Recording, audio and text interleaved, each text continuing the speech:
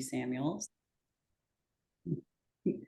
And we'll have a lot to tell you this morning, but I'm going to ask my colleague Cesar to introduce himself as well. Hi, good morning. Cesar Margarito, Senior Specialist here with the Foundation. Happy to be here and looking forward to working with you guys. So I'll hand it over to Beth, Michael.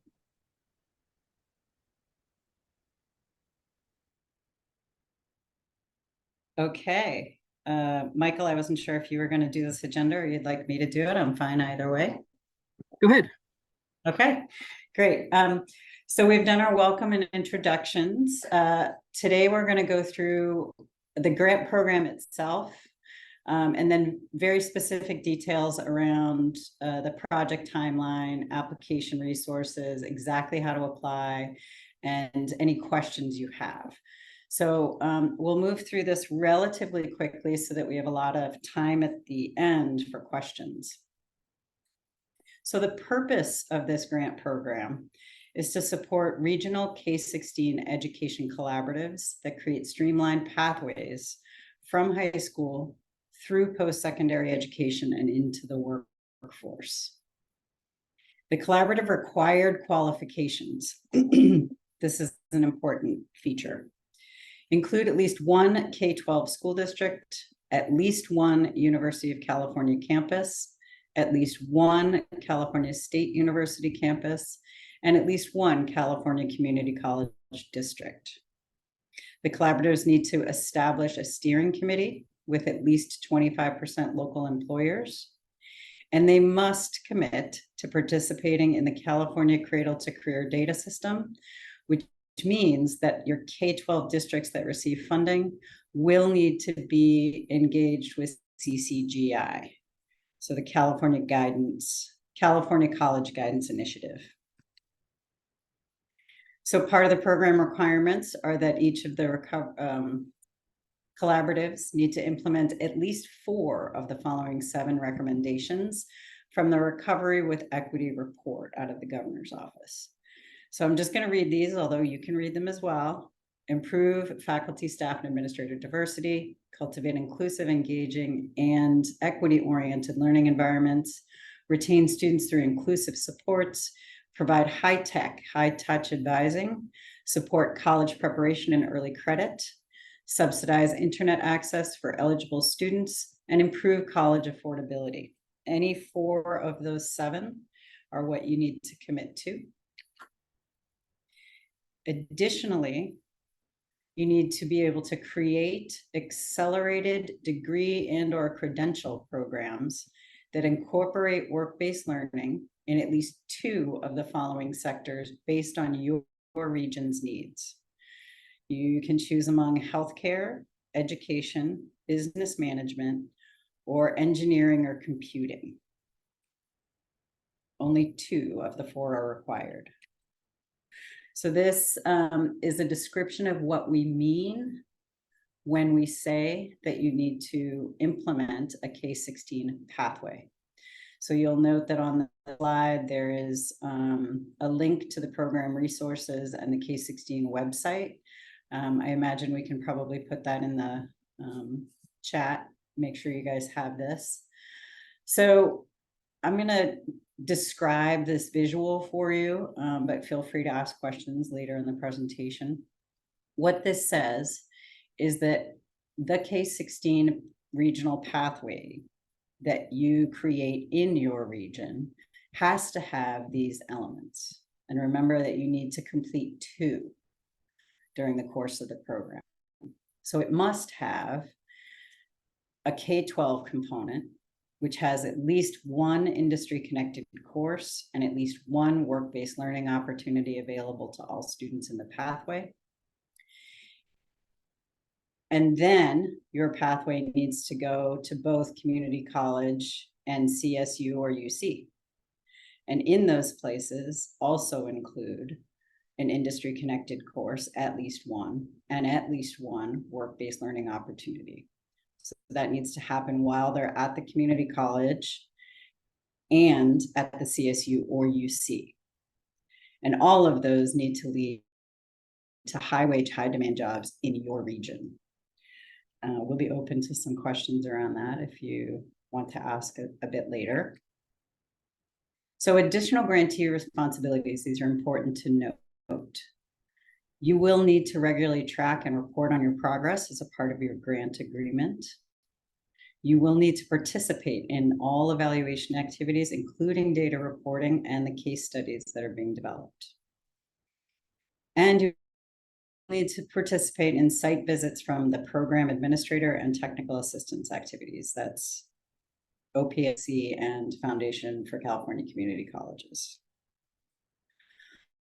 Okay, so far, there have been 9 awards made, each at $18.13 million. And you can see which SURF regions have been awarded, as well as the 4 planning grant awards that have been made at $250,000 each for phase 2. Those were given to the Bay Area, Central County, Eastern Sierra, and Northern San Joaquin Valley.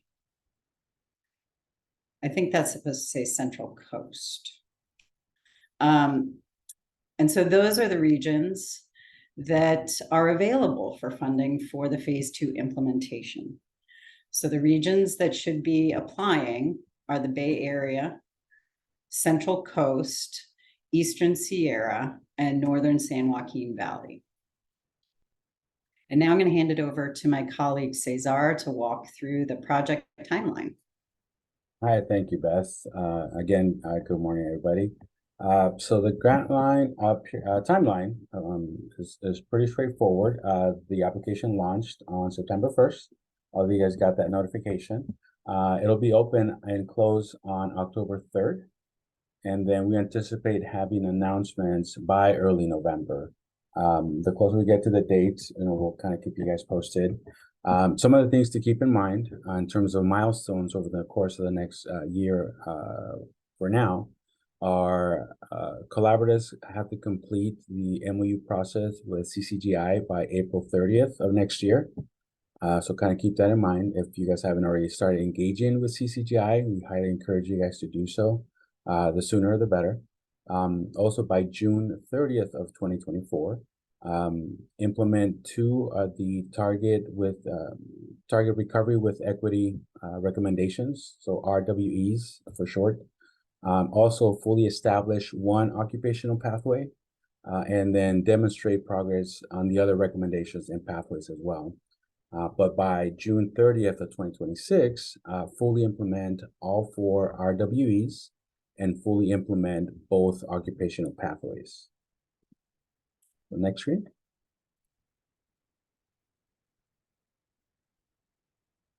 So some of the content that we'll kind of be going over, and I'll kind of share my screen a little bit.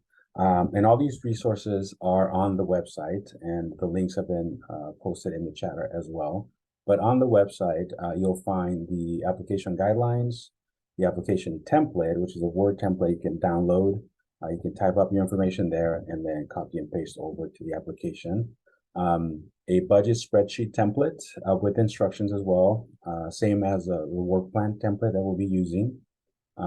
There's also going to be a link to Submittable, and Submittable is the platform that we use.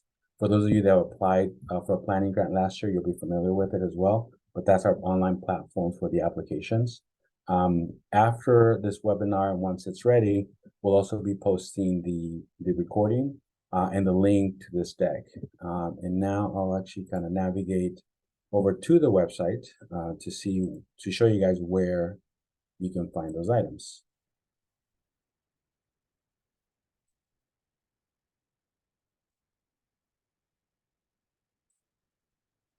So let me get to make you dizzy. So under phases, if you go down to phase 2 collaboratives, if you scroll down towards the middle of the page after the list of awards that have already been notified, you'll see additional information on how to qualify. But after that is application information. All these are hyperlinked, so you can go to the application guidelines, the template, the budget instructions, the work plan template. And this link here will actually navigate you over to the Submittable site, which I'll go over right now.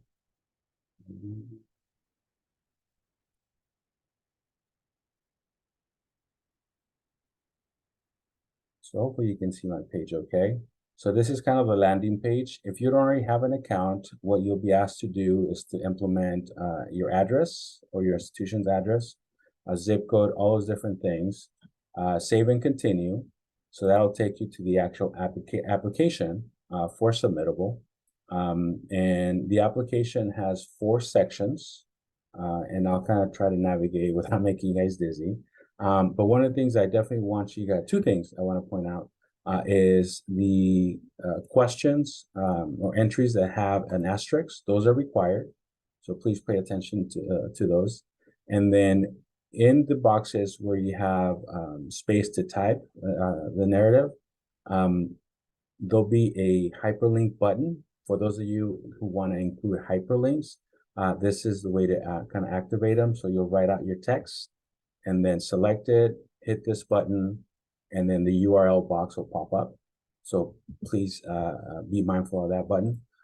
There are character limits for some of the boxes. So again, pay close attention to that. Where there is a character limit, it'll say on the lower right-hand side. So kind of be on the lookout for that.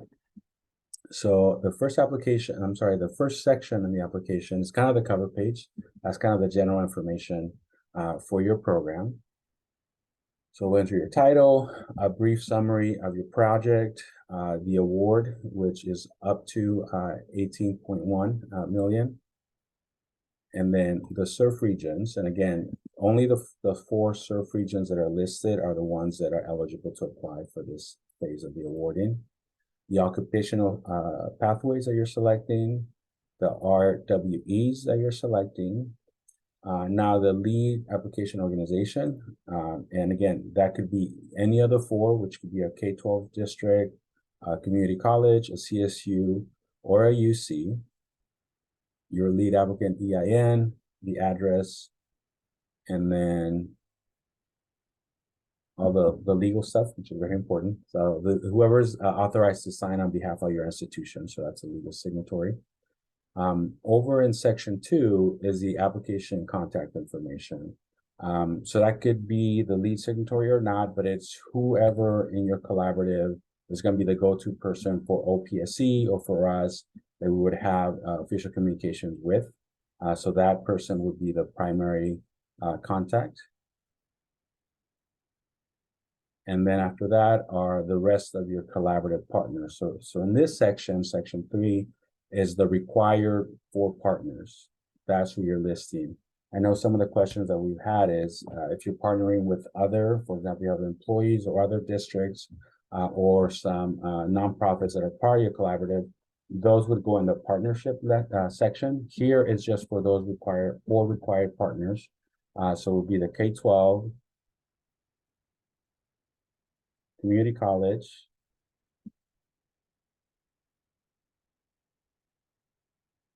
CSU, and UC. So those primary contacts will go in this section. And then you have your proposal narrative. So this is where you're answering the questions for the grant itself. And again, please be mindful of the hyperlink if you are going to be including hyperlinks within your button. Within your narrative response. There is a section where you'll upload a couple of forms. And that's the budget narrative and your work plan that would be accompanying your application would go in this section. The MOUs, which are required for the 4 partners, those would also be partnering here. And then this would be the list of your collaborative partners. So that would be the additional few or dozens of partners that you would have as part of your collaborative. That roster will go in here as well. Yeah. So I'm going to stop sharing. And then we'll go back to the deck.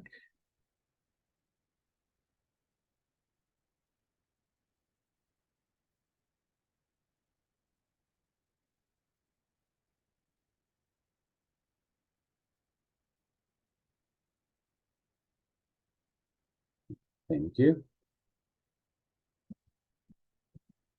So again, Submittable is a platform that we're going to be using When you land on a page, if you haven't created an account, it'll prompt you to create an account.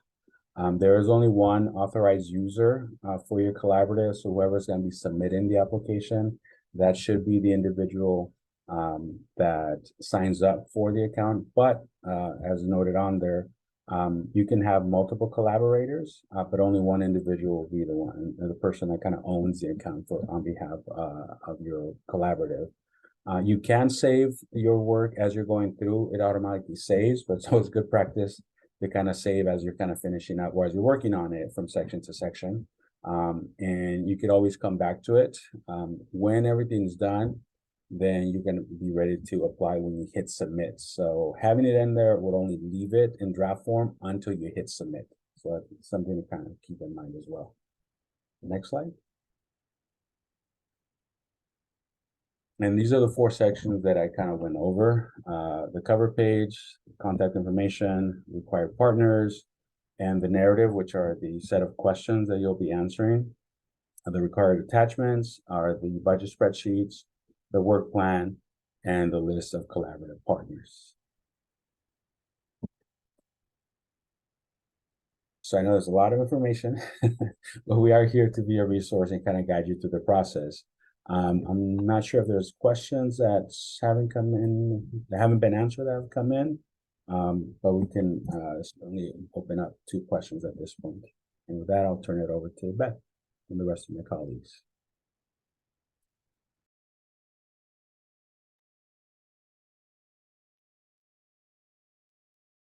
We are happy to answer questions. You can type them into the Q&A section or the chat itself.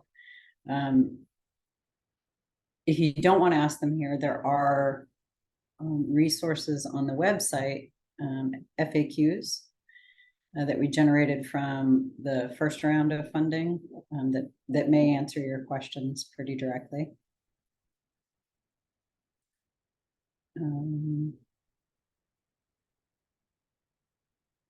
We do have a question that says, can you review the segments of the application that might have character limits? Let's see what Cesar can do in the moment. That is something obviously you'll be able to see as you go through. What are the elements that signal fully implemented? Right. Excellent. So the piece that I went through that states the K-16 elements, as the visual indicates, every education segment has to be involved. So K-12, community college, and a 4-year. Every step in that process needs to include a work-based learning activity and an industry-aligned course. So those elements are in the visual. I do recommend that you go to the website and take a look at exactly how we describe what fully implemented means. And essentially, given the timing of when the deadlines are, fully implemented in June 2026 means that your pathway, your 2 pathways, pardon me, so 1 in 2 different industry areas, need to be ready to enroll students that fall. Students need to be able to begin and enter the pathway that fall. So that's what we'll be looking for to assess whether or not you've fully implemented. And maybe Michael can put in the link to that part of the website as he's responding. Let me check out some other questions here. Are there expectations around specific activities related to the recovery with equity strategies, or can the collaborative implement the strategies in ways that best meet the needs of the region? We have not defined in any way activities that define each of those recovery with equity recovery with equity recommendations. So the answer very specifically is your region will say and define what strategies you're using to implement those. But you do need to be clear what strategies you are using. And they will be things that you're going to have to track. So be careful about what you say you're going to do, and know that you're going to need to be able to show or demonstrate that you are actually doing them with data. That's a conversation you'll have with Alex after you're awarded and after the grant agreements are in place. What are the elements of industry aligned coursework? That's a good question. In writing this up, we assumed educators would know what that meant. Perhaps we can review, but I would point you back to the fact that in your steering committee, you must have 25% industry partners. And so baseline, the expectation would be that your industry partners were part of defining what's in that coursework. Are there guidance metrics for the numbers of K-12 students engaged at full implementation? That's an excellent question. I might kick that over to Alex, but on the face of it, I would say we have not discussed numbers like that. And I see Alex shaking her head, but you might have additional things to say, Alex. Yeah, I can talk about that. Thank you. You are correct. No, we don't have any set numbers on you must have a minimum of X number of students to be considered fully implemented. I think what we're more looking for is if you were awarded, we'll talk about establishing baseline data, and we're looking for sufficient increases to expanding pathway offerings, or if you're starting a new pathway, just seeing increases in enrollment there. So that is something we can absolutely work with you on if you are awarded, and we'll talk about that in building the data plan, but no set numbers for a minimum number of students for pathways. There is a question here. Given the information, it seems this grant is more appropriate for high schools. However, would you advise for the K-8 schools to apply? There is nothing that prevents K-8 activities in the scope of this project.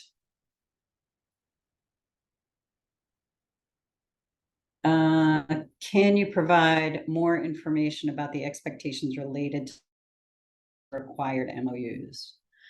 We do answer on the website very specifically other questions related to the MOUs, but what I'll say is there are very clear expectations of this grant program, right, for participation. And I would recommend that you review those, the 4 applying partners, K-12 Community College District, UC, CSU, review those and determine what you're agreeing to together as you apply. There are elements that are absolutely required. As an example, K-12 districts must participate in CCGI. I would recommend that be an element of your agreements together.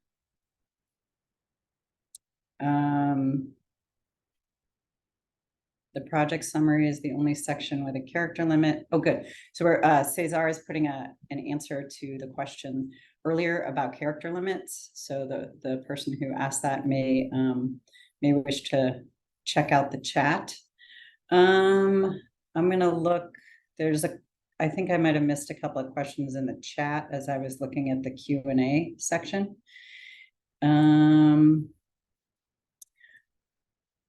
Someone's asking, is there a way we can see the word limits across the sections in an efficient way? I'm gonna let Cesar look into that, maybe. I don't know. Yeah, the only field that has a character limit is the summary section for your project in section 1. The narrative responses in section 4, which are the answers to the questions, do not have a character limit. Okay. Thank you. It looks like someone in the chat is saying that there is not a place to upload the MOUs required by the 4 partners. And it says, can you please clarify? I thought I saw that as you were reviewing it. Yeah. It is. I think it was on the slide when it listed the required attachments. It was not listed there on the slide deck. So we will make sure that that is updated before the slide deck is posted on the website. Yeah, but the section is section 4. In the list of attachments at the very end, you'll have the budget spreadsheet, MOUs, and the list of collaborative partners. This is a question in the Q&A. Would you consider adult education as K-12? If so, are they tracked by CCGI? We can try to find out exactly what's tracked by CCGI. I would recommend that you contact them directly. Adult education can be a component of K-12, but it is not inclusive of an entire K-12 district. So in the required partners, the expectation is that it is a K-12 district that is the required partner. There are other partners that can be at play, for sure. Adult education consortia, many others. I hope that answers your question. I also want to be very careful to say that, and I think that we went over this, but I want to be sure to revisit it. The only SURF regions that can apply in this round for funding are the 4 that are listed in the slide deck. So any organizations that are from the other 9 regions may not be funded in this round. We would not consider an application from organizations that are already a part of SURF regions that have been funded. Yeah, and in section 1 of the submittable application, when you're selecting a SURF region, it will only list those 4 regions. So if you're in a different region, your region is not going to show up. So that's another way to kind of help remind folks that those are the only eligible regions. We have a question in the Q&A. Can you discuss funding that specifically mentions race as a component of the target population in regards to the issues many are having with legalities for affinity groups? I'm not sure I actually understand the question.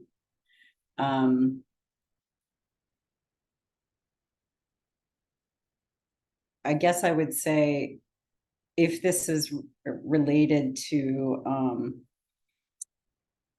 the recent legal rulings around affirmative action, all federal and state laws apply to all programming here in the state of California.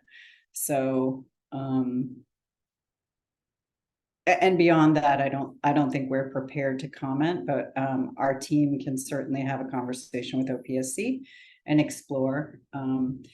It might help us though if you would submit a more detailed question to the K-16 email box. It might help us be able to have a deeper discussion and figure out if there's anyone else we need to get advisement from.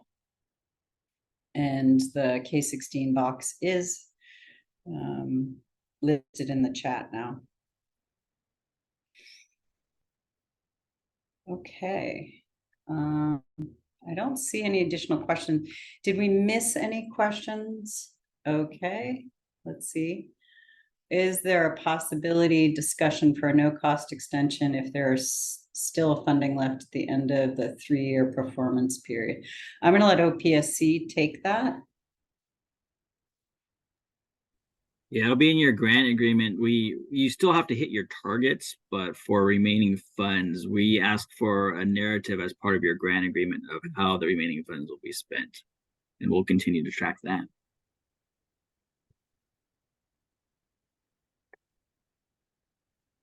Okay.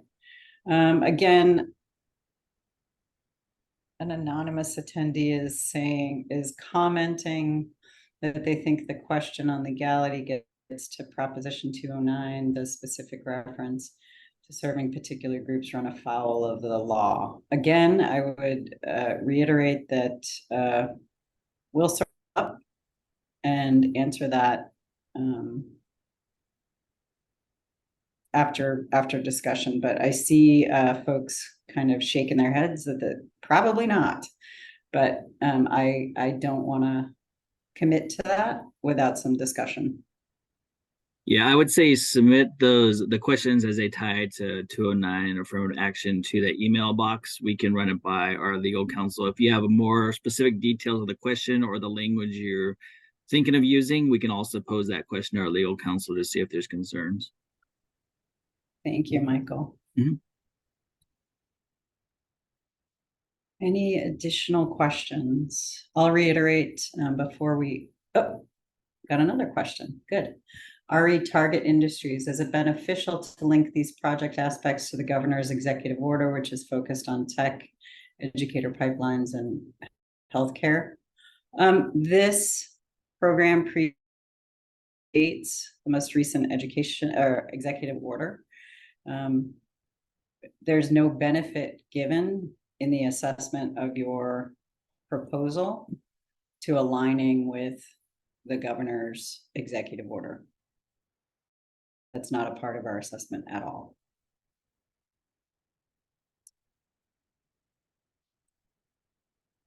For images or other accompanying documents, do you recommend using the link function in Submittable or uploading them in the appendix, in an appendix?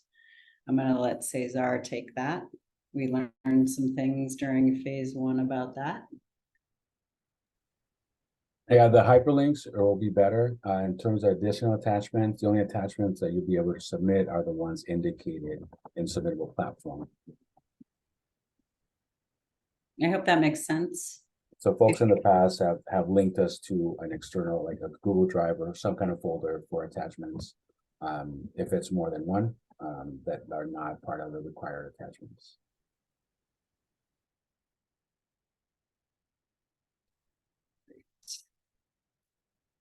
Okay, I'm looking in chat and Q&A area. Yay, we got a thank you. Did I miss any questions? Oh, okay. Here's another one. Just so I understand, students would need to be enrolled in higher education institution by June of 2026. So that does mean we need to focus on 11th graders. So we tracked them to be enrolled in higher education institution. I would recommend that you take a look at that document, the K-16 elements document. We go into quite a bit of detail about explicit expectations around what is fully implemented by June 2026. Once you've taken a look at that, I'd be happy to take more questions in the email box, certainly. And as a reminder, for those of you who are thinking about this full K-16 pathway, the intention is that there are on-ramps and off-ramps for students. Okay. Thank you. You did an excellent job. Oh, great. We're happy it was useful to you. Any other, can you say more about what TA will be delivered and how the evaluation will commence? Sure. We didn't say anything about our role as the foundation in this project, but we are the technical assistance provider to OPSC. We are not providing direct technical assistance, likely, it may happen, to the regions. We are going to be participating in creating the site visit structures and creating a case study for reflecting on the full implementation of the program. So the case study work we will do is for learning purposes for the state, not evaluation as specifically as you might think about it. It's how did the program work, not how does it look in each specific region.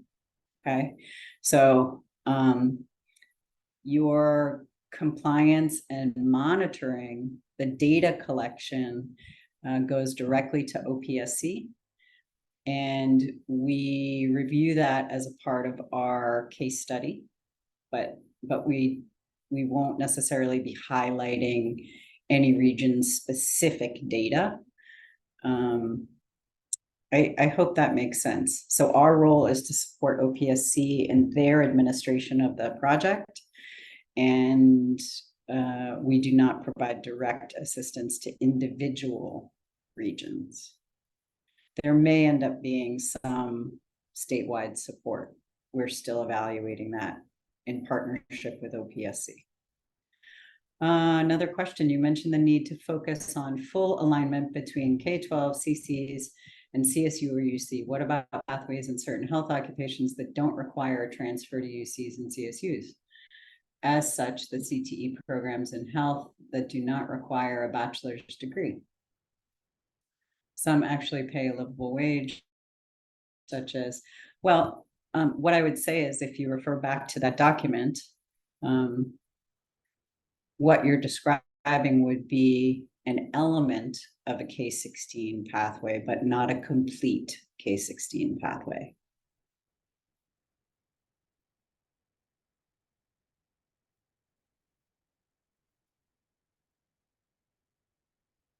Okay. I'm looking in the chat and in the Q&A. Okay. I definitely don't want to close our session early, but if there are any additional questions, we're happy to take them. And I do remind you that could a complete pathway end at CSU? Yes. So that's why it very specifically says CSU or UC. You're not required to use both 4 years in your pathway. But remember that UC is a required partner for all of you, no matter what your plans are for one of your 2 pathways. In the interim, as you are preparing your applications, please feel free to use the K-16 collaborative email if you end up with questions. We answer those questions pretty rapidly, as long as they're about the application itself. Larger sort of conceptual or legal questions, you may need to give us a little bit of time.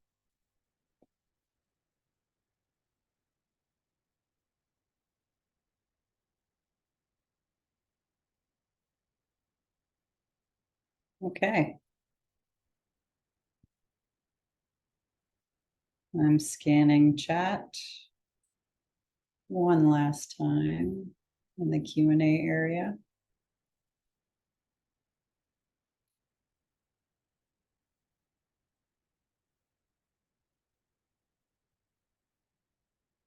Okay. Oh, okay, one more. If we have questions regarding the budget instructions, such as further clarification on allowable and not allowable, will you be providing additional FAQs? First, I suggest that you read the current FAQs. There are a number of questions about allowable and unallowable in there. But if you have additional questions beyond that, please feel free to send a question, a specific question to us in the K-16 collaborative email box. OPSC will be available to figure that out. There's a question, do the collaboratives need to engage employers all the way through and not just finish support at the 4-year level? Yes, the entire intent of this program is to ensure employment, right? So your employers need to be partners from the beginning of your design process and your implementation. 25% partners in the implementation proposal is measured how? If you count up the number of people in your steering committee, 25% of them must be employers related to the industries that you've chosen. So if you choose healthcare and business management, you'll want to make sure your 25% of your steering committee is related to that. Where can I get this video? As stated earlier, the video for this will be on the K-16 website under the materials, under the implementation for phase 2 section where the application materials currently are. So the webinar video as well as the slide deck will be there. It's now in the link, exactly where it will be when it's ready. And it will also be on the OPSC website.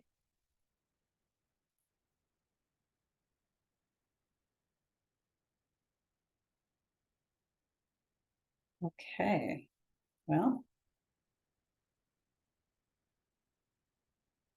I'm going back to my years and years of being a teacher and wait time.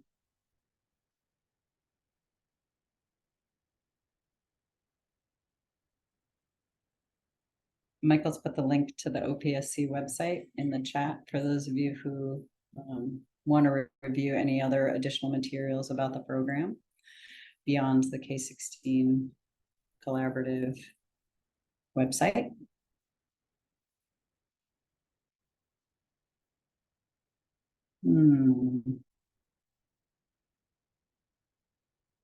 Cesar, might you might have already done this, I apologize. A link to the FAQ page for phase 1.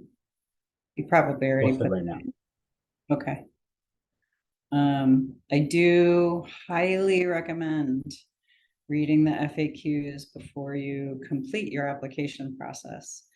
There are many, many questions already answered in there, not just about the application itself, but about some of the more complicated components of what's allowable for the budget, etc. And says link. Go ahead. Yeah, sorry. Both phase 1 and phase 2 have FAQ sections. So when you go on the website, you go to phases, go under phase 1, there's an FAQ section. You go to phase 2, there's another FAQ. Both of those links are put in the chat right now. And all of phase 1 sort of rules and deadlines apply as they are right now to phase 2. So just because phase 2 is quote beginning their implementation later than phase 1, your deadlines remain the same. So full implementation by the end of, by the end of June 2026. Okay, well, a few people have dropped off. I'm looking at my colleagues here at OPSC and Foundation. And should we call it? Yeah, I think we're good. And just a reminder, send an email to that link if you have any follow-up. And I look forward to hearing from all of you. Bye, everybody. Thanks again. We're here to help you. Bye.